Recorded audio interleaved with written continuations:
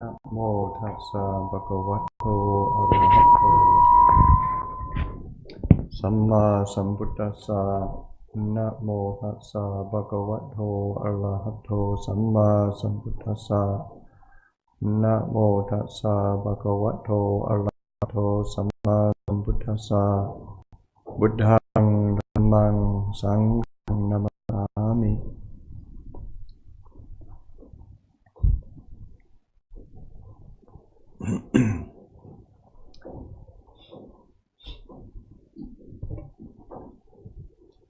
So as I mentioned when we came in, we're still trying to figure it out what we're doing here, and we'll be here for the next several days, and the idea was rather than it being like a formal retreat, but having time for meditation, chanting, Dhamma talks, Dhamma discussion, questions and answers, and trying to give the opportunity for people to get a sense of what the tradition is, and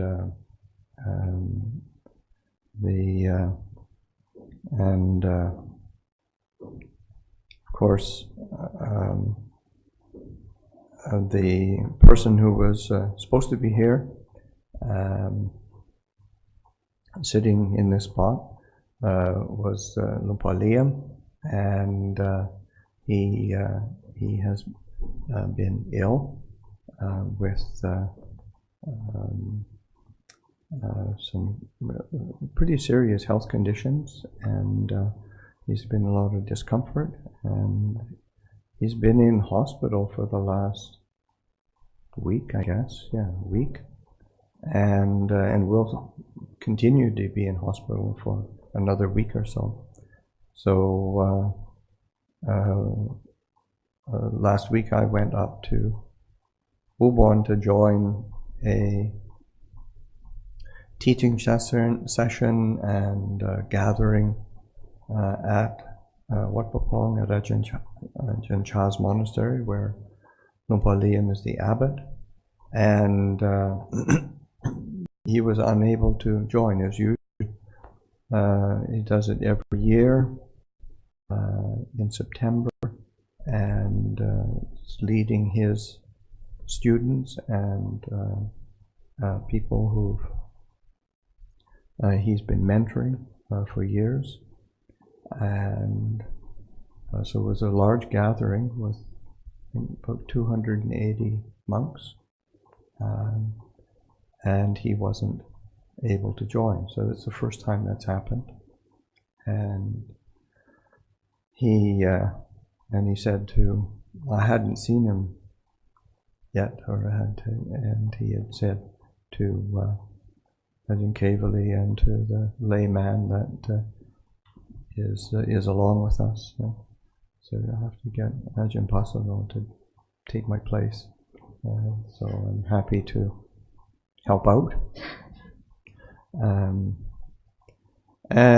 But there's a couple things that I wanted to convey from Luang Por Liem.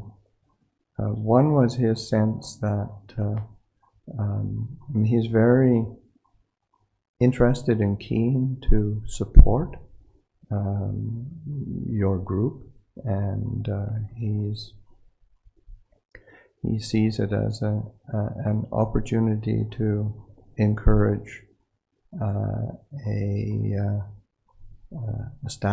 re-establishing of Buddhist roots in India, and so he's in any way that he can help, he's very supportive, and I think that is the general feeling that I've got. I've only heard about the sort of India project on the periphery, and I've actually tried to stay as much on the periphery as possible, and which obviously hasn't worked.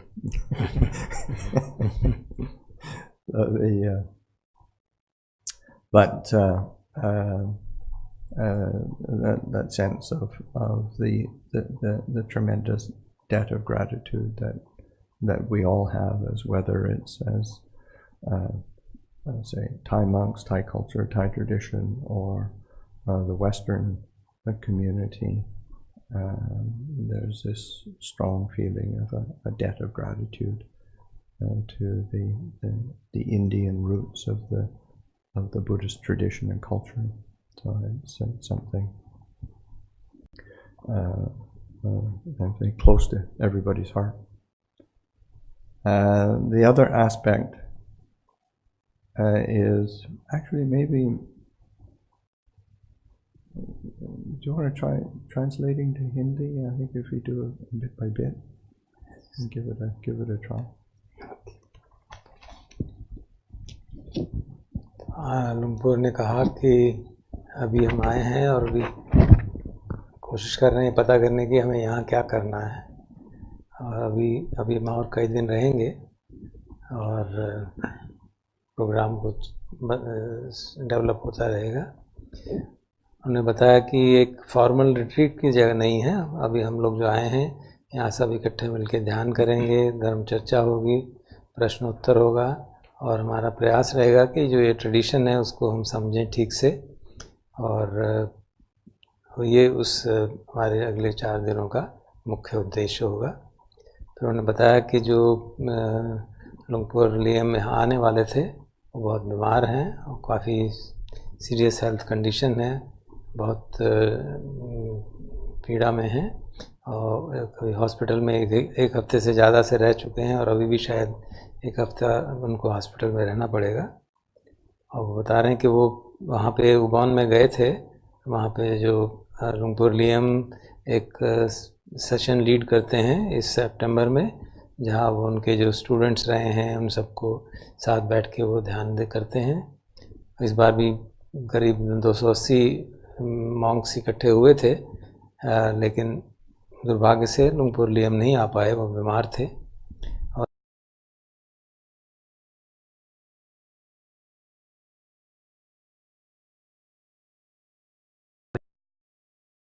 कहा जाए कि वो उनकी जगह पे यहाँ आए दिल्ली में। आपने बताया कि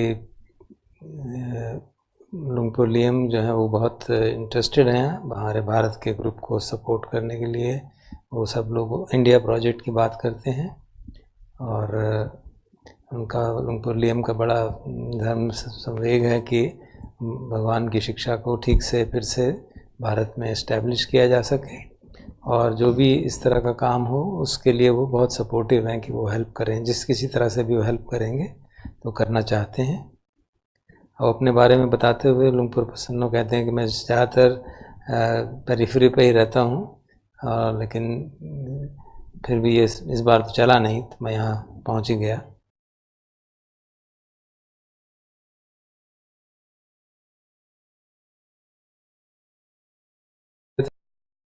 है भारत के प्रति और सबके मन में बहुत भाव रहता है कि भारत में धर्म स्थापना में हम सब मदद कर सकें। The other aspect that Luang Por Liem had emphasized was the importance of bringing sangha and to have a presence of sangha community, so that there are, let's say, 5 monks in our group, and say rather than an individual, sort of one, because the way that the human beings in general tend to focus on persons, personalities, individuals, and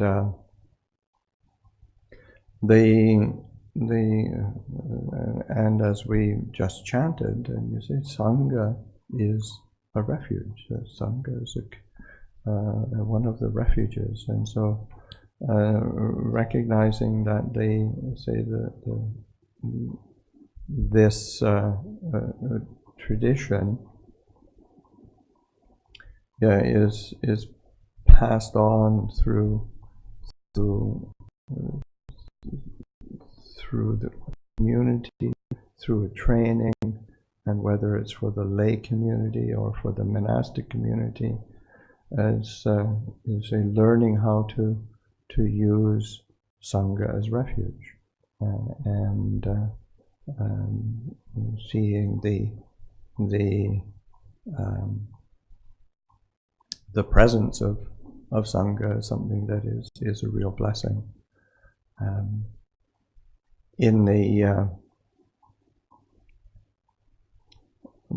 At the end of the Buddha's life,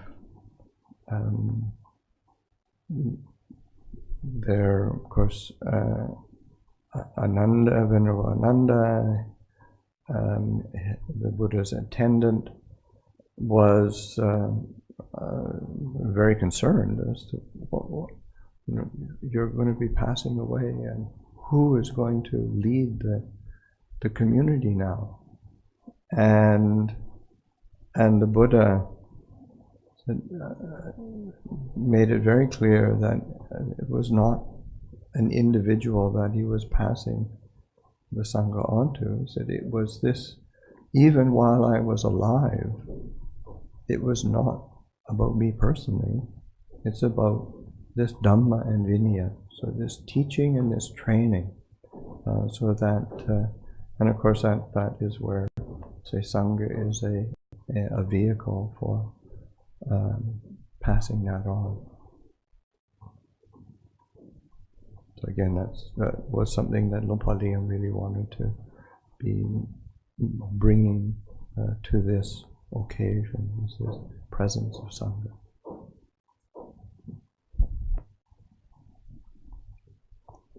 एक और aspect जो लुंग पोर Liam बहुत महत्व देते हैं कि किस तरह से भिक्षु संघा जो है भारत में आया करे, तो एक इंडिविजुअल की जगह कुछ चाहते थे कि एक ग्रुप बन के आए, और इसीलिए हम 5 बनते लोग मॉन्क्स का ग्रुप आया है, 5 भिक्षुओं का ग्रुप आया है।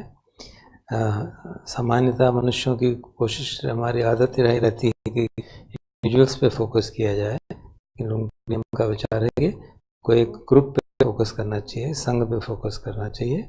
जैसे अभी हमने आज चांटिंग भी की थी, संघ इज अवर रिफ्यूज, हमारी शरण जो है संघ है, एक चरणों में से शरण भी है, क्योंकि ये इसी संघ के माध्यम से ही सारी शिक्षा हमारे तक पास ऑन हुई है, ट्रेडिशन पास ऑन हुआ है। और चाहे वो भिक्षु संघ हो, चाहे गृहस्थ संघ हो, तो उसी में ट्रेनिंग के माध्यम से एक से एक पीढ़ी से दूसरी पीढ़ी ट्रांसमिट होता रहा है, और हमको सीखना चाहिए कि किस तरह से हम इसका सदुपयोग कर सकें, इस बात का कि संघा हमारी शरण है। और इसीलिए कहा जाता है कि संघ की प्रेजेंस ही संघ का उस हमारे से मिलने का अपॉर्चुनिटी जो है वो एक बहुत ब्लेसिंग है, बहुत आशीर्वाद है।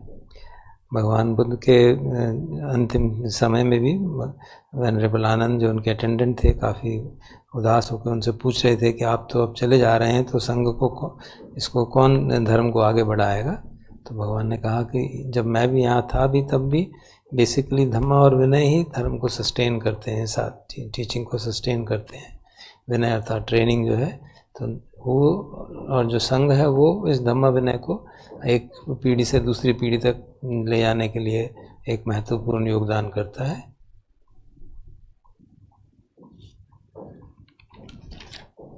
Okay, so over these next few days we'll be gathering and trying to, both myself, Ajahn Jundee, Ajahn Kevali, will be trying to encourage and support the introduction to the the teaching and the training that we have received, and giving the opportunity for people to also to be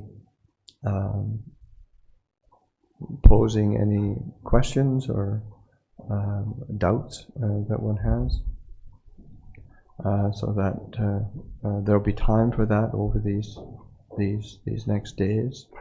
Try to fit that into each session so that people can be asking questions.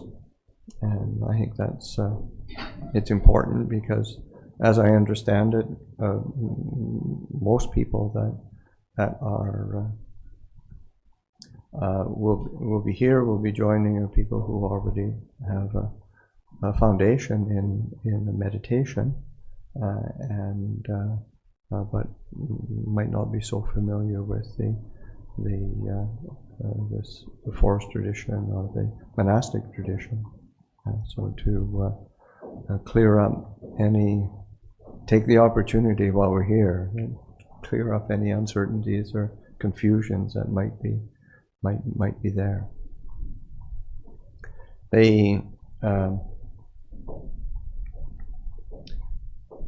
I think one of the things that's fundamental to practice is there's a certain sense of broadness to the approach from the Thai forest tradition and the monastic tradition, because we're looking at it from a long-term perspective, and realizing that it takes time to actually for a human mind, human heart to actually change. It takes time, and it takes patience, and it takes support and supportive conditions.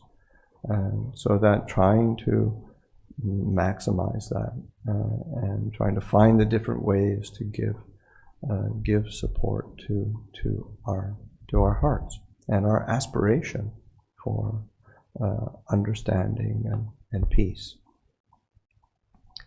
So that just like that, the chanting is a part of it. Having basically learning how to integrate the practice into different aspects of our life, making the rhythm of our life a vehicle for our meditation practice. As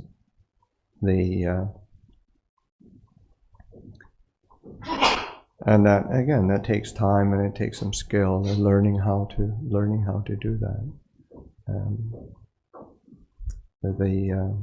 I can remember my own beginnings of interest in Buddhism and just wanting to just get the kind of the essence or the central piece of it, and then just bash away at that as hard as I could in order to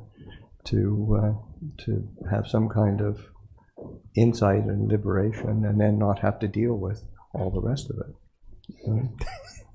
And it didn't work very well.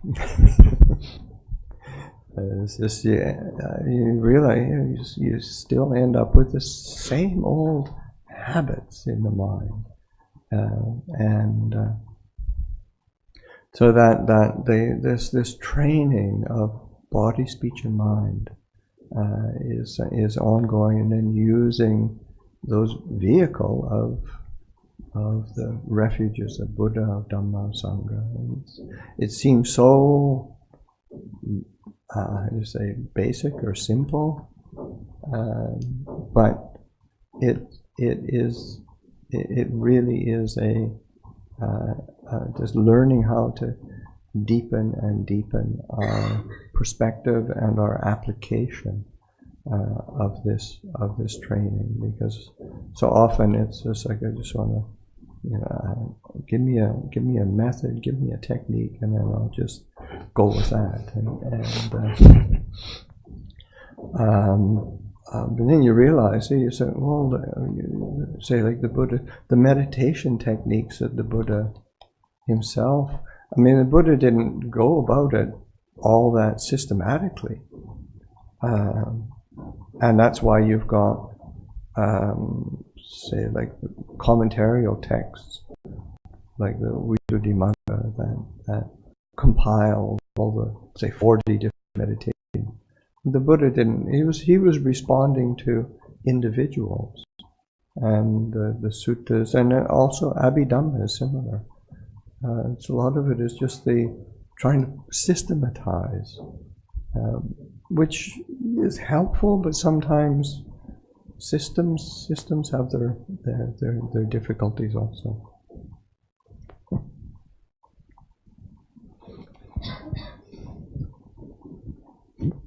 अगले कुछ दिनों की जो हम यहाँ इकट्ठे होंगे तो मैं लुंग पोर जुंदी और अजान के लिए प्रयास करेंगे कि आपके साधना को एनकरेज करें, को प्रोत्साहित करें और उसको सपोर्ट करें। जो हमने शिक्षा प्राप्त की है, जो हमारी ट्रेनिंग हुई है उसके अनुसार, और आपको ये भी एक अपॉर्चुनिटी दें कि आप अपने प्रश्न पूछ सकें। कोई शंकाएं हो साधना के बारे में तो उसके लिए भी समय रखा गया है कि हर सेशन में कि आप चाहें तो प्रश्न पूछ सकते हैं। जैसा मुझे बताया गया कि अधिकतर लोगों का ध्यान करने में, मेडिटेशन में एक बेसिक एक आधार है, और लेकिन शायद आप उतना एक जो भिक्षु संघ है उस और जो थाई फॉरेस्ट ट्रेडिशन है उससे उतने फेमिलियर नहीं होंगे। उसके बारे में कुछ दुविधाएं हो सकती हैं, कुछ शंकाएं हो सकती हैं, तो उनको दूर करने का एक अवसर रहेगा।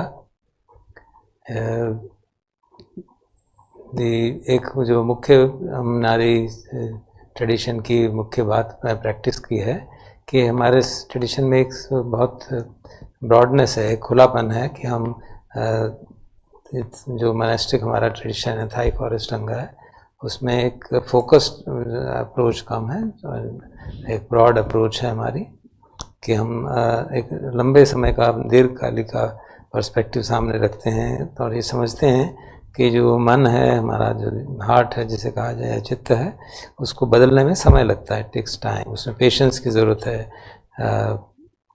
धैर्य की ज़रूरत है, शांति की ज़रूरत है, और जो कंडीशंस हों वो भी सपोर्टिव हों। तो ये जैसे हम आज यहाँ आए हैं तो एक तरह से इस तरह की सपोर्टिव कंडीशन है ताकि आप लोगों की साधना अच्छी तरह से आगे बढ़ पाए। तो विभिन्न तरह से सपोर्ट दिया जा सकता है। जैसे हम लोग चैंटिंग करते हैं, वो एक तरह का सपोर्ट है, लेकिन मुख्य बात यह है कि जो हमारी साधना हो वो हमारे जीवन के जो डिफरेंट एस्पेक्ट्स हैं, अलग अलग आयाम हैं जीवन के, उसके साथ वो जुड़ जाए। जो हमारा जीवन है वो साधना का एक माध्यम बनना, साधना के माध्यम जीवन होना चाहिए ताकि हमारे जीवन ही एक साधना का यान बने। इसके लिए समय की आवश्यकता है और स्किल की भी आवश्यकता है। जब मैं अपनी शुरुआत के वर्षों की साधना के बारे में याद करता हूँ तो पता चलता है कि जब मेरा इंटरेस्ट हुआ बुद्धिज़्म में तो मुझे चाहता था कि मुझे कुछ एसेंस बता दो क्या है, और मैं फिर उसके पीछे पढ़ के काफ़ी ठीक तरह से काम करके मुक्त हो जाऊं और फिर मुझे सारी जीवन इस तरह के चक्कर में ना पड़ना पड़े। लेकिन अब इतने साल अनुभव करके देखा कि ऐसा काम चलता नहीं है, क्योंकि जीवन और साधना अलग अलग नहीं हो सकती। जो हमारी पुरानी आदतें हैं वो सब फिर साधना करने के बाद फिर इकट्ठी हो जाएंगी जब तक हम उसको इंटीग्रेट नहीं करेंगे। और जो हमारी ट्रेनिंग है ये निरंतर है, ऑनगोइंग ट्रेनिंग है। और जो 3 हमने आयाम शरण रखी, बुद्ध की, धम्म की, संघ की, वो बेसिक हैं, उतनी सिंपल हैं, लेकिन किस तरह से हम उसको अपनी साधना में इन्वॉल्व करें, हमारा जो पर्सपेक्टिव है, हमारा जो दृष्टिकोण है, वो गहराई से उस साधना को हृदयंगम कर सके, वो एक समय की और धैर्य की बात है। सामान्यतः हमारे मन में ये रहता है कि हमें कोई एक मेथड बता दो, कोई टेक्निक बता दो, बस फिर हम उस पर काम करके मुक्त हो जाएंगे दुखों से। लेकिन आप ध्यान से भगवान की वाणी पढ़ेंगे तो देखेंगे कि उन्होंने कोई सिस्टमेटिक ट्रेनिंग नहीं दी, जो सामने आया उसके अनुरूप जैसा भी शिक्षा देनी थी दी। और सिस्टमेटाइजेशन बाद में हुई, जैसे विशुद्धि मग्गा में किया गया तो 40 तरह के साधना के आयाम दिखे, भगवान ने इस तरह से एक एक करके 1 2 3 करके नहीं बताए थे, वो तो जैसा सामने साधक आया उसी हिसाब से उत्तर दिया, फिर बाद में उसका सिस्टमेटाइजेशन किया। वो जो सिस्टमेटाइजेशन इसी तरह से अभिधम्म में भी सिस्टमेटाइजेशन हुआ, वो सहायक होता है, लेकिन कभी कभी उससे दिक्कत भी हो सकती है।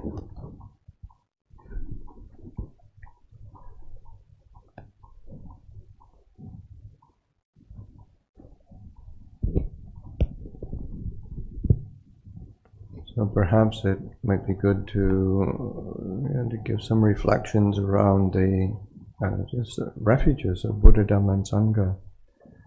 These are again something that we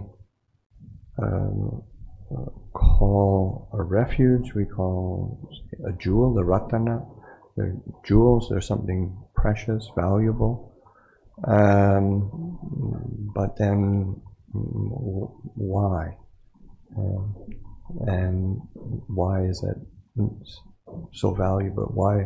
Why is it a refuge? And how do we take this on as a refuge? And one of the things that one needs to recognize is that the way the mind works is we're always taking refuge in something. Then we're looking for some kind of support, some sort of security, something that makes sense of our life, and it's just the way the mind works. And if we don't come up with something fairly clearly or quickly, then we'll make it up somehow. It's like like they do these. They've done these brain studies where people who have had their corpus callosum cut, where the 2 hemispheres of the brain aren't actually communicating with each other. And then they'll present something to one side of the brain through visual stimuli, and they don't actually recognize it on that, but then the brain actually makes a story, like it implants. You can plant a seed to do something, and the rational part of the brain doesn't actually receive that because the communication is cut. But then you still get it, and then you do some kind of action, and when you're asked, there isn't a rational explanation, so you make up a story of why you did it. And so you have, because we have to make sense of our world somehow, and we're doing that all the time, whether we know it or don't know it, and so that to actually consciously take something that is say worthy, that is noble, as a support and a refuge that helps to kind of form what makes sense of our life. Because on a certain level, a human life doesn't really make much sense. You get born and then you die. And you get sick in between. So but then with having something that really makes some kind of sense and uplifts the mind, so that there's some nobility. Because I think there's a very human desire to draw towards something that is meaningful and uplifts the mind and brings some kind of well-being and happiness and peace to the heart. Because and of course the Buddha saw that really clearly, because his formulation of his whole teaching, he used the Four Noble Truths with that experience of dukkha as a foundation, and rather than going to some kind of ideal, some kind of philosophical or metaphysical ideal, he went to the experience of dukkha and freedom from dukkha, because that's what actually motivates us, or what really drives us, and is actually makes it practical, so that have a support for the heart in our quest or our aspiration for freedom from dukkha.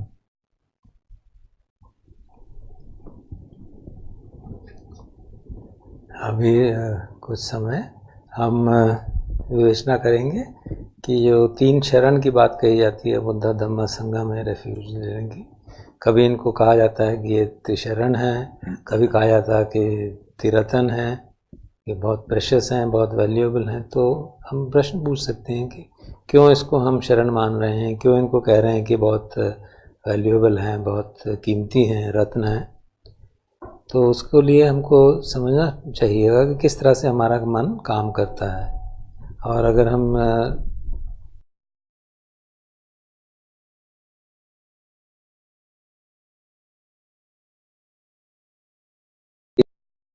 ये अपनी इस आलम्बन कुछ ना कुछ लेता रहता है, अधिकतर वो अनकॉन्शियसली होता है, और उसका उद्देश्य यही है कि जो भी कुछ भी हम कर रहे हैं, हमारा जीवन जो है उसका कुछ सेंस बने।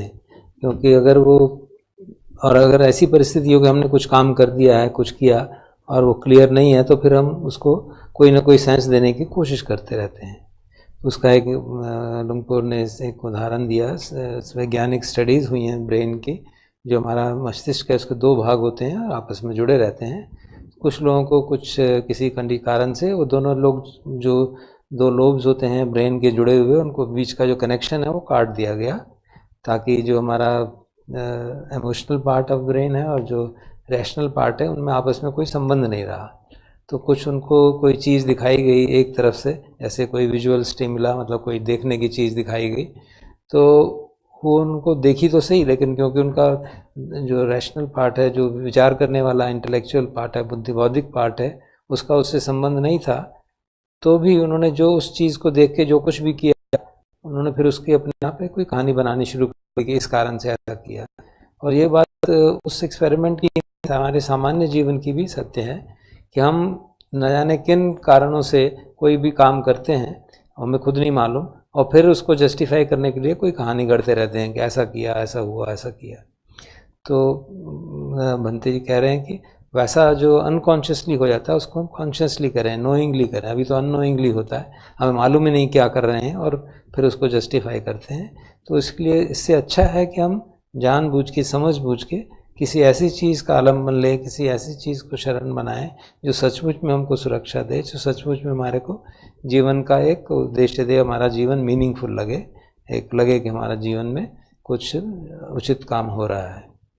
भंते जी कह रहे हैं कि अगर हम निरपेक्ष रूप से देखें तो जो मानव जीवन है उसका खास कोई सेंस नहीं बनता है, कोई ऐसा उद्देश्य नहीं लगता। हम पैदा होते हैं, मर जाते हैं और बीच में कुछ समय बीमार रहते हैं, सिर्फ यही चलता रहता है। तो अगर हमने अपने जीवन को कोई उद्देश्य देना है, कोई मीनिंग देना है, तो हमें, और देखते हैं कि हम सामान्यतः हम सब लोग चाहते हैं कि हमारा जीवन मीनिंगफुल हो, हमारा प्रसन्न हो, हमारा एक सुख कुशल खेम बना रहे। तो उसके लिए भगवान बुद्ध ने भी ये बात बहुत गहराई से देखी, क्योंकि जब उनको जो दुख का अनुभव हुआ उसके आधार पर उन्होंने कोई मेटाफिजिकल स्टोरी या कोई फिलोसफिकल आइडिया वैसा नहीं दिया। उन्होंने कहा 4 आर्य सत्यों की जो बात की कि दुख जिसकी एक आधार है, जिसकी फाउंडेशन है। तो और दुख क्योंकि हम सबका अनुभव है, तो उनका सारा शिक्षा का उद्देश्य था उस दुख से मुक्ति कैसे मिले। तो सारी जो साधना थी, जो हमारी प्रैक्टिस थी, उसका उद्देश्य ये रखा। और जो हम त्रिशरण की बात करते हैं, जो रिफ्यूज की बात करते हैं, वो हमारे चित्त को, हमारे मन को इस उत्तम ध्येय की ओर, एक मीनिंगफुल लाइफ की ओर, एक कुशल क्षेम की ओर, एक सुख की ओर ले जाने का काम करती है।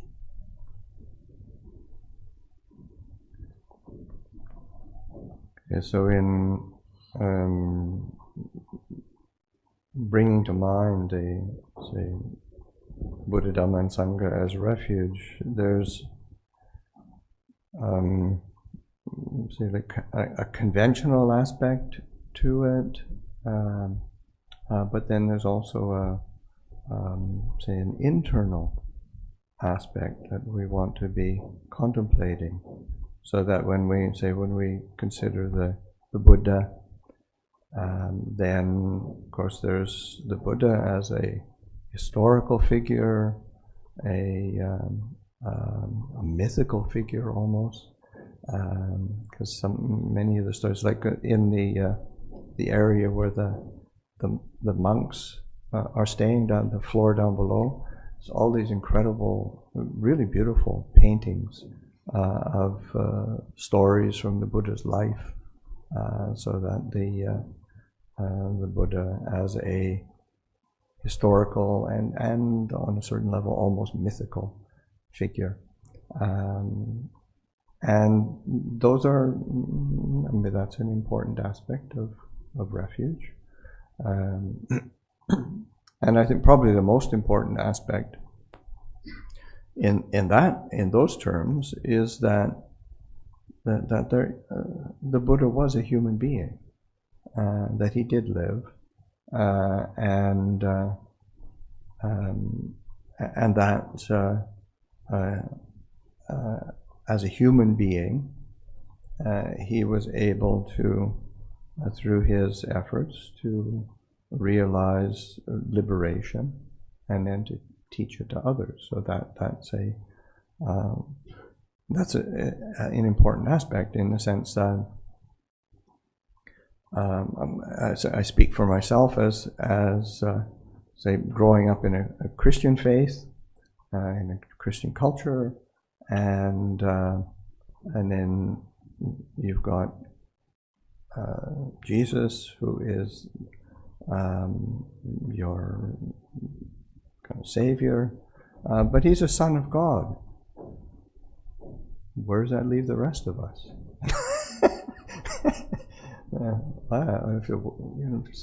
What do you do with that? So, but the Buddha was born as a human being, and he was dissatisfied with the limitations of his, even though he was extremely, say, fortunate in his birth and his upbringing, and that's something that we can all relate to, and he was able to, through training, gain a transcendent understanding. So the historical figure of the Buddha is a refuge, but also, and I think even in the chanting, when we do the chanting, there's nice resonances of, say, like we Chacharana Sampanno, that's complete in knowledge and conduct, and that's something that, in terms of, that's an example for us, and something that we need to do, because it's oftentimes you meet intelligent, knowledgeable people who behave really badly, and whereas, okay, no, there's this knowledge and conduct is really full, complete, or somebody who behaves really uprightly, really properly, but then you talk with them and you can't have this not very knowledgeable, they're not really very reflective. So that sense, integrating our knowledge and our conduct. And so that's an example from the historical Buddha. But also there's the internal qualities that, say, when we chant the recollection of the Buddha, Namo Tassa Bhagavato Arahato Samma Sambuddhassa, or Arahang Samma Sambuddho Bhagava. These are pointing to 3 particular qualities, say, of the Buddha, but then also of that we ourselves have to be cultivating and balancing and learn how to, for them to support each other. So that those are the qualities of wisdom, compassion, and purity. Say like Namo Tassa Bhagavato. Bhagava is the Blessed One, or the one who brings blessings. That's a manifestation of compassion, and so that's something internally that we need to cultivate, rely on. Right? Those qualities of loving kindness and compassion. Arahato is say the Arahant is one who is free from defilements, or far from defilements is even a better translation. And so it's pointing to a quality of purity, an ability to find a resolution with the habits of mind that keep staining and defiling the heart. Samma Sambuddhasa is one who is, say self-awakened, enlightened by himself. So it's a pointing to a quality of wisdom, and that aspect of wisdom, knowledge, understanding. Wisdom is, that sometimes it's the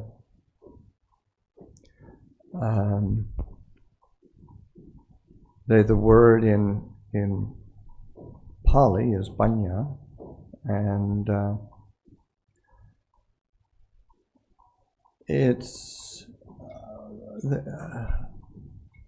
Ajahn Chah, Thanissaro bhikkhu, has he does alternative translations for many terms. Some of them hit the mark and some don't, in my opinion. But they're great because because it's an because we oftentimes just accept these translations, and but the word panya he's translated as discernment, and I think that's really important in the sense that wisdom is something that it's used very commonly, and it ends up being, it's a noun, it's a thing that if it's a thing, then it's either you got it or you don't have it, and so then but the discernment is that act of discerning. Also, the word panya itself is, because it comes from the verb pajanati. The verb in Pali is pajanati, and panya is the gerund. For those English people who love the grammar, it drove me nuts. I'm sure it's like learning French and having to conjugate verbs. But it's helpful because the sense of, okay, you have a noun, but it's derived from a verb, so the action is inherent in it. So that discernment, so that active discerning is such an important part, because wisdom is sort of, it's almost like a full-blown thing that you have or you don't have, but discernment and engage, and because from the Buddha's perspective of this whole path, you have to engage in reflection, investigation, discerning, understanding clearly what you're experiencing, and learning how to free the heart from its suffering. That's done through discernment. As opposed to some piece of knowledge that somebody sort of gives you, or you manage to wrangle somewhere. So you have to learn something that you engage in. And so this whole path of the Buddha's practice is you have to engage in it. You can't be a passive recipient of it. So that's it, and it's important principle in terms of refuge. So that when you're taking the Buddha as refuge, you're learning how to use those qualities of and internalize those qualities of wisdom, compassion, of purity.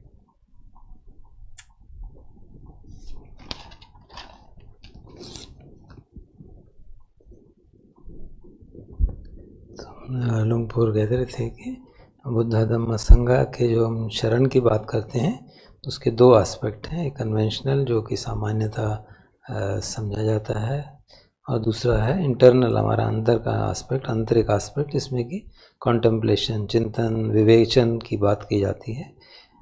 तो आप बता रहे थे जैसे कि conventional aspect जो है भगवान बुद्ध के बारे में एक हिस्टोरिकल फिगर हैं जो ऐतिहासिक पर्सनैलिटी रहे हैं और जिनके बारे में कई दृष्टांत हैं जो माइथोलॉजिकल कभी कभी लगते हैं, लेकिन स्टोरीज़ हैं।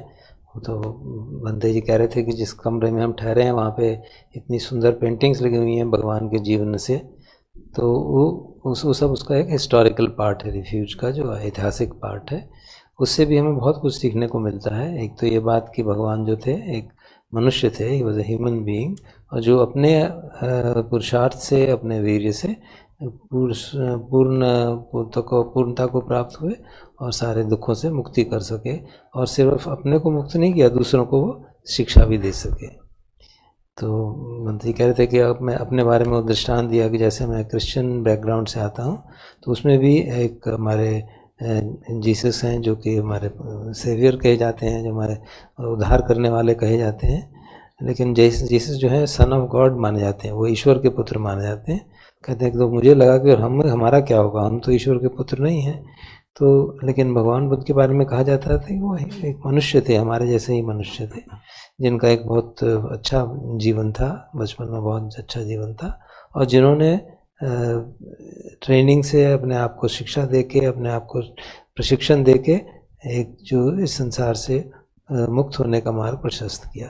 तो वो भी एक इस तरह से रिफ्यूज है भगवान की, और हम उनके जीवन से सीखते हैं, उनके जीवन के उदाहरण से दिखते हैं, जो हम कहा जाता है कि वो विद्या और आचरण में संपन्न थे। जो हम चैंटिंग करते हैं भगवान के गुणों के बारे में, तो उसमें ये बात आती है कि विद्या और आचरण से संपन्न थे, मतलब उनके जीवन में आचरण की भी बहुत महत्व रहता है, और ये एक हमारे लिए उदाहरण है। तो उनके जो लाइफ है, उनके जीवन में जो जिस तरह से उन्होंने आचरण किया, जिस तरह से विद्यापूर्व का आचरण किया, किस तरह से उसको इंटीग्रेट किया अपने जीवन में, अपनी प्रज्ञा को, अपनी समझ को, वो एक हमारे लिए हिस्टोरिकल उदाहरण भी बहुत अच्छा बनता है। दूसरा बनते ही कह रहे थे जो हमारा इंटरनल एस्पेक्ट है दूसरे शरण का, एक तो हिस्टोरिकल एस्पेक्ट, कन्वेंशनल एस्पेक्ट, दूसरा जो हमारा आंतरिक एस्पेक्ट है। तो लुंगपुर बता रहे थे जैसे हम चांट करते हैं नमो तस्से भगवतो अरहतो सम्मा संबुद्ध, तो वो सब हर एक शब्द का एक अपना अपना तात्पर्य है, अपना अपना मंत्र है, जो हमारी साधना को सपोर्ट करता है, हमारी भावना को सपोर्ट करता है। और देखें उसको समझने की कोशिश करें तो हर एक शब्द के अपने अपने एस्पेक्ट हैं। जैसे हम जब कहते हैं भगवतो, तो उसका मतलब है कि वो ब्लेसिंग देते हैं, उनको आशीर्वाद देते हैं, तो वो एक हमारे उनका लविंग काइंडनेस, मैत्री का भाव और करुणा का भाव दर्शित करता है। तो मैं बताता है कि ये भी एक भगवान बुद्ध की क्वालिटीज़ थी जो हमारे को भी डेवलप करनी चाहिए। फिर इसी तरह से हम अरहतो कहते हैं, उसका मतलब है कि वो अरहंत वो है जो कि सारे विकारों से मुक्त हो गए, उनको जीत लिया है। वो शुद्धता का प्रतीक है, वो मन को बदलने का प्रतीक है कि मन को हमने अच्छी ठीक तरह से बदल दिया है। और जो उसकी सम्मा संबुद्ध वाली बात है, उसका मतलब है कि जो अपने आप ही सेल्फ अवेकन थे, अपने आप ही उन्होंने अपनी प्रज्ञा बढ़ाई। अब वो जो शब्द प्रज्ञा है उसका अलग अलग ट्रांसलेशन किए जाते हैं, या इंग्लिश में से विजडम किया जाता है, या नॉलेज है, अंडरस्टैंडिंग। तो बताते हैं कि विजडम जो एक शब्द है उसको ऐसे लगता है जैसे कोई चीज़ है जो हमको प्राप्त करनी है। तो वो दृष्टांत दे रहे थे आदरणीय थानेसारो भिक्खु जी का, जो कि जिन्होंने अल्टरनेटिव ट्रांसलेशंस दिए हैं शब्दों के। तो कहते हैं कभी कई उनके जो ट्रांसलेशन है बहुत उत्तम है, और वो बंदे जी कह रहे हैं कि हमें ठीक लगते हैं, कई हालांकि कई ठीक भी नहीं लगते। लेकिन जो पन्या का उन्होंने ट्रांसलेशन किया है इंग्लिश में, डिसर्नमेंट, कि हम ठीक से कहाँ कैसा हमें काम करना है। तो एक हालांकि पन्या एक नाउन है, लेकिन उसका रूट जो बता रहे हैं पाली में पजाना आती है, वो वर्ब से आता है। तो जो उसके अंदर एक्शन जो है, वर्ब जैसे एक्शन का बात है, जो काम करने की बात है, वो उसके अंदर इनहेरेंट है कि पन्या एक पैसिव चीज़ नहीं है जो हमको ग्रहण करनी है और हम हमारे में विजडम आ गई है, लेकिन वो एक ऐसी क्षमता है जो हमको जीवन में किस तरह से काम करना है, उस तरह से ठीक से काम करना है, वो हमको उस तरह की क्षमता देती है। तो केवल ये एक नॉलेज नहीं जो हमारे अंदर है, बट हमारे में जीवन में एंगेज करने की क्षमता देती है। और ये एक बहुत महत्वपूर्ण हमारी प्रिंसिपल है, एक आधार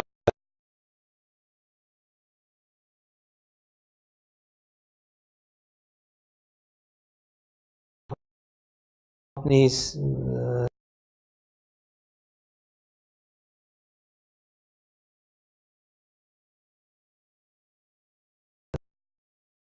मैत्री का भाव है, शुद्धता का, मन की शुद्धता है, उसको किस तरह से अपने जीवन में इस्तेमाल करेंगे, वो एक जो हमारी समझदारी है जिसको पन्या कहते हैं, उसका उद्देश्य ये है कि हमारे जीवन में किस तरह से हम एंगेज करें।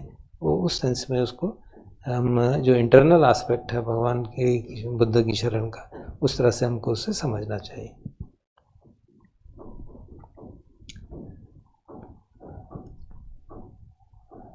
So similarly, with Dhamma and Sangha, I mean, there's a kind of conventional aspect of Dhamma in terms of teachings, all of the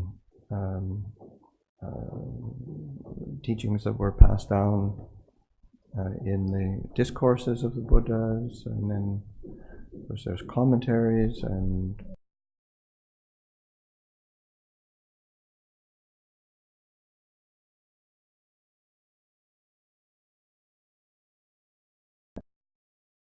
our Dhamma, but it's also pointing to a fundamental truth, a fundamental reality that we need to internalize. Sangha is similar in the sense of, say, conventional Sangha, robe, shaven head, precepts. I mean, that's a conventional Sangha, but then also, like, it's quite clear in the chanting that we do, when we do the recollection of Sangha, then it's pointing to practice. Supatipanno bhakti, one who practices well, and it's not that doesn't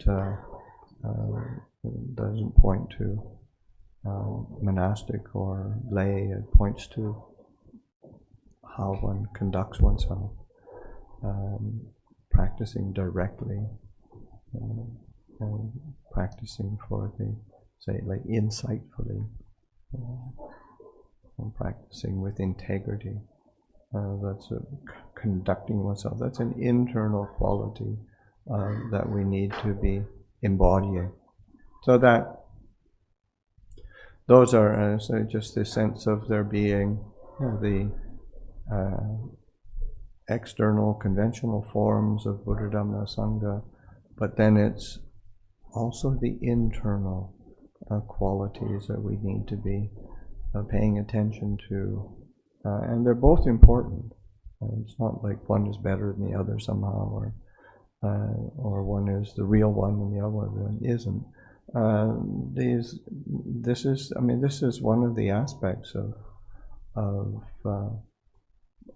practicing the Dhamma and taking on these refuges, is that learning how to balance, learning how to integrate learning how to use and rely on these refuges as tools for training, tools for transformation. So I'll offer that for reflection this morning, and then we can open it up for a few questions.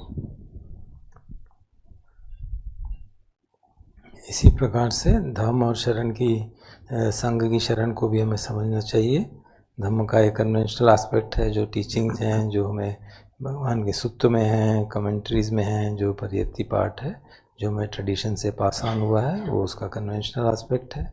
फिर उसका एक basic internal aspect है कि जो ये सब बातें हैं, भगवान की जो शिक्षा है, उसमें एक कुछ फंडामेंटल ट्रूथ्स छुपे हुए हैं जो हमको समझने चाहिए और जीवन में हृदयंगम करने चाहिए, इंटरनलाइज करने चाहिए।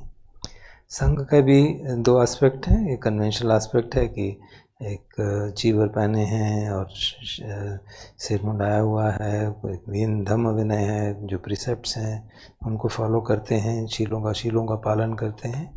लेकिन जो उसका और गहरा एस्पेक्ट है, वो सब प्रैक्टिस से डील करता है। जैसे हम जब संघ के गुणों को याद करते हैं, सुपटिपन्नो भगवतो, तो उसमें आता है कि वो अच्छी तरह से भली भांति साधना को प्रतिपादित कर रहे हैं, उसको अपने जीवन में उतार रहे हैं।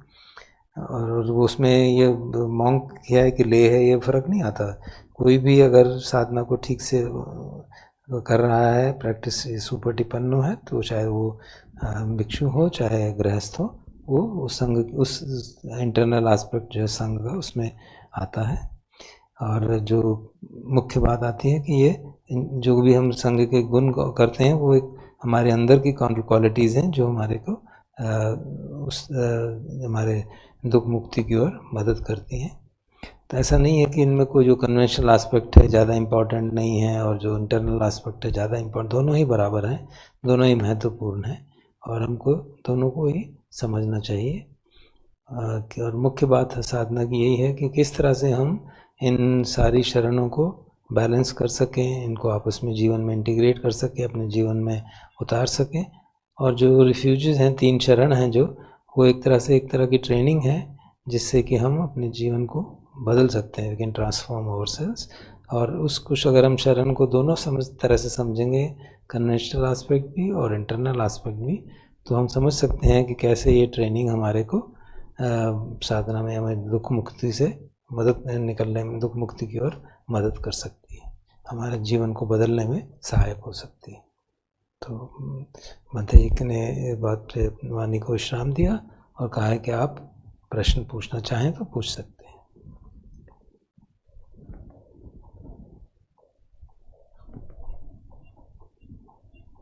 कोई भी प्रश्न पूछना चाहे तो ले सकते हैं।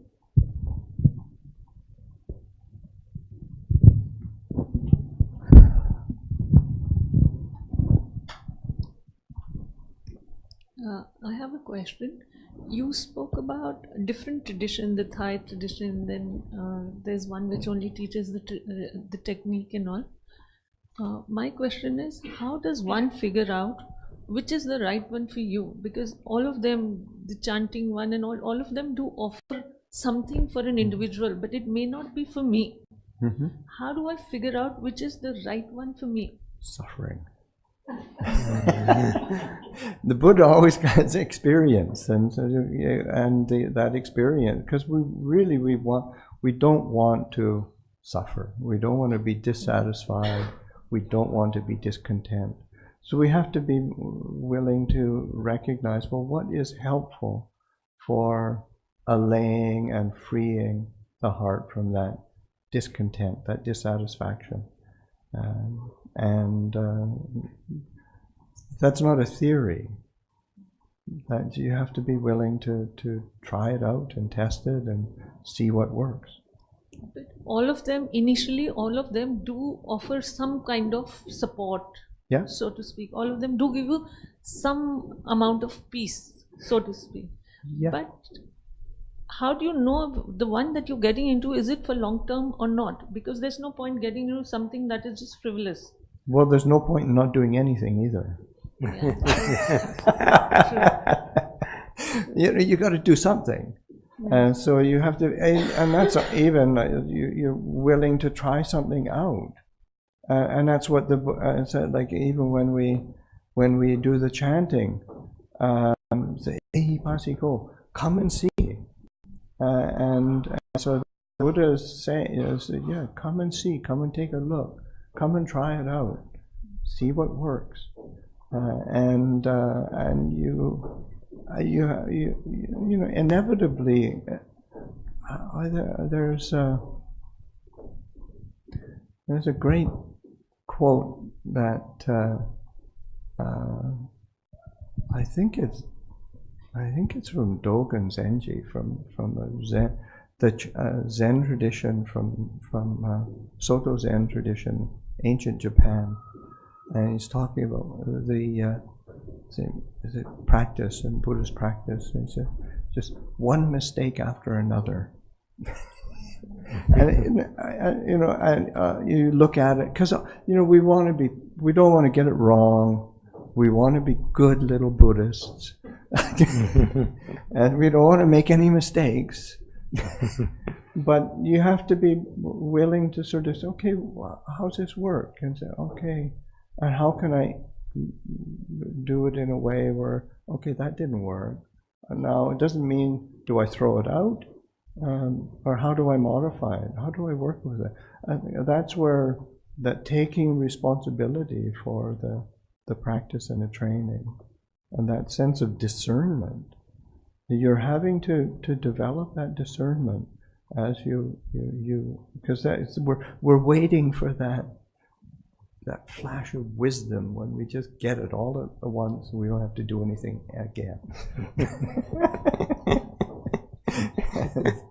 And it's really not how the Buddhist teachings work. The Buddha himself said this is a gradual training, a gradual practice, and a gradual realization.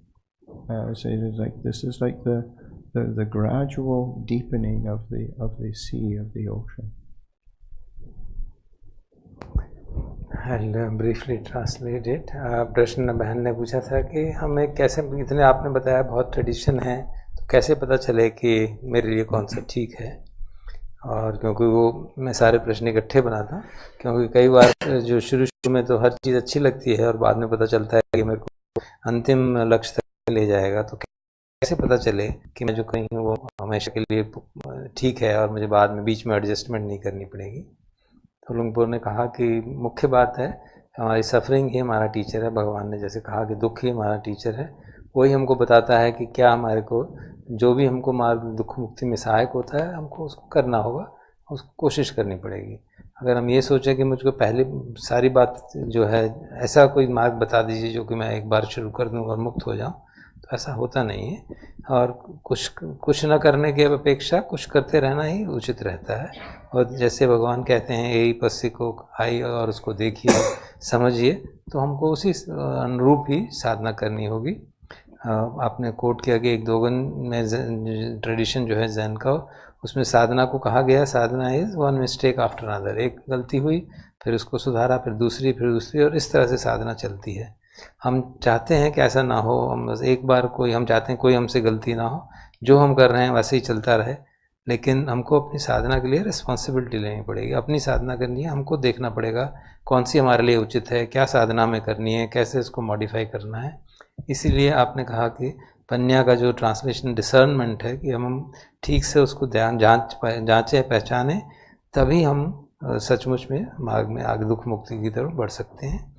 और हम चाहते हैं कि कोई हमको एक बार बता दे और हम मुक्त हो जाएं, ऐसा होता नहीं, क्योंकि भगवान ने खुद ही कहा है कि ये ग्रेजुअल टीचिंग है, धीरे धीरे साधना जो है हमारी गहराई दी जाती है। और तो इसी हिसाब से हमारी साधना में भी प्रगति होती है कि हम एक करके शुरू करें और धीरे धीरे जैसे जैसे हमारा दुख मुक्ति में बढ़ें, तो हमको जो दुख का अनुभव है वही हमको बताता रहेगा कहाँ पे हमको चेंज करना है डायरेक्शन को।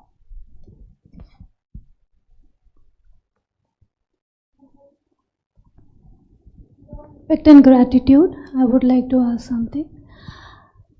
Personally, I am facing a small technical problem during meditation. I am aware of one thing, that there is a concentration that we have to develop, and then there is discernment, reflection that we have to do. So when I am concentrating, that is usually pinpointedly doing Anapanasati, I am not able to do any reflection. And when I work on my reflections, that is Dukkha, Ananta, Anicca and Ananta, that time I am not able to concentrate. So is there a ratio, or is there what should I do to? Is there a middle way? Yeah, exactly. Yes, Middle that's way. what the Buddha taught. Yeah. Yeah, a lot of it is seeing that the tension that where one is, because one grabs onto one thing and then not able to encompass it all, and so grabbing onto the concentration aspect, or the peaceful aspect of the mind, or the still aspect of the mind, and then being shaken by the mind just not wanting to engage in reflection or discernment. And similarly, it thinks about things, but then it tends to lose the stillness aspect. And this is something that again, it's learning but recognizing what the mind is doing and seeing, the Buddha really did emphasize this middle way and this path of balance and this path of integration, where the aspects of all the aspects of our being are kind of actually working together, and of course that's something that Ajahn Chah spoke about very beautifully with this, and that stillness flowing image that is used in the title of the new biography of Ajahn Chah, where he speaks about water, water that is flowing but it's still, and then it's still but it's flowing.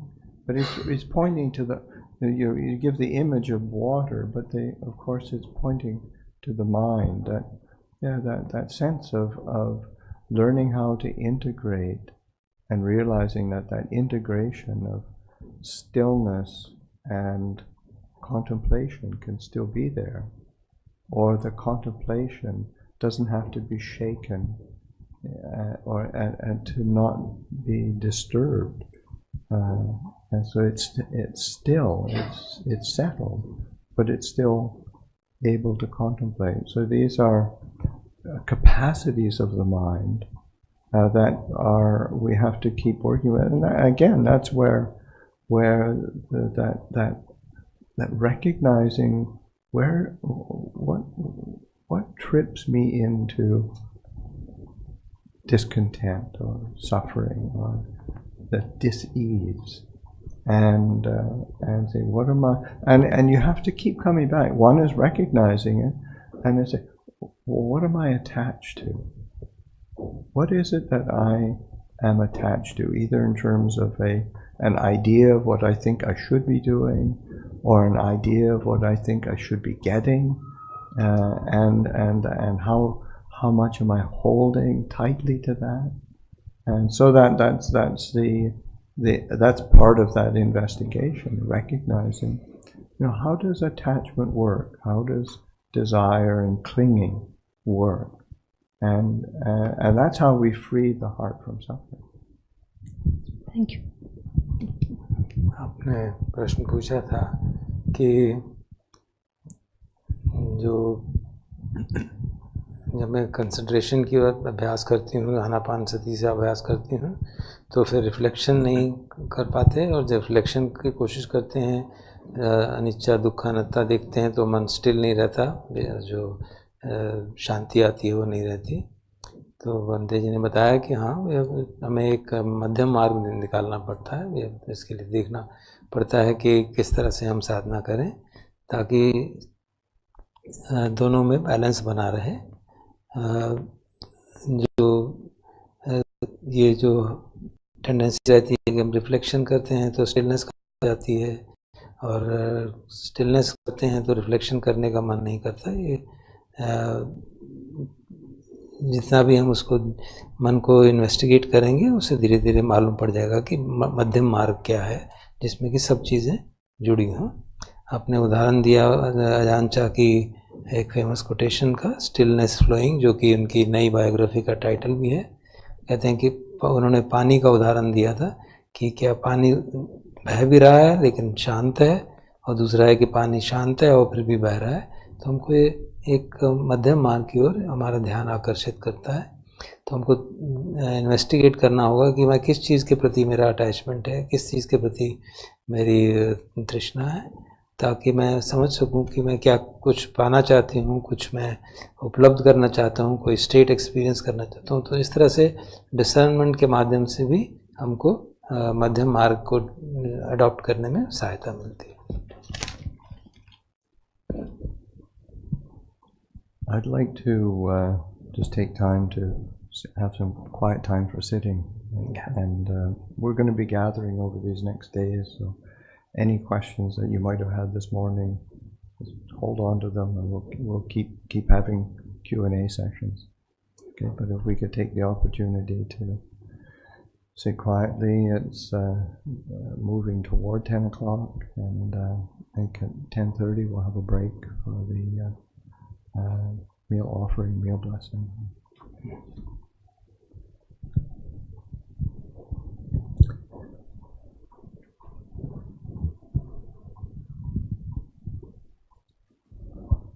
So just take the opportunity to sit quietly. As I understand it, you're all meditators. But take to heart some of the things that we've been discussing and have come up for reflection, and that balance of stillness and investigation. It's an important consideration for the mind to be getting a handle on. So we'll leave it for people. मंत्री जी कह रहे हैं कि थोड़ी देर ध्यान करेंगे, और जो हमने अभी प्रश्न था कि किस तरह से हम अपनी शांत मन को शांत भी रखें और कॉन्टेम्पलेट भी करें, कैसे बैलेंस आए उसका अभ्यास करेंगे।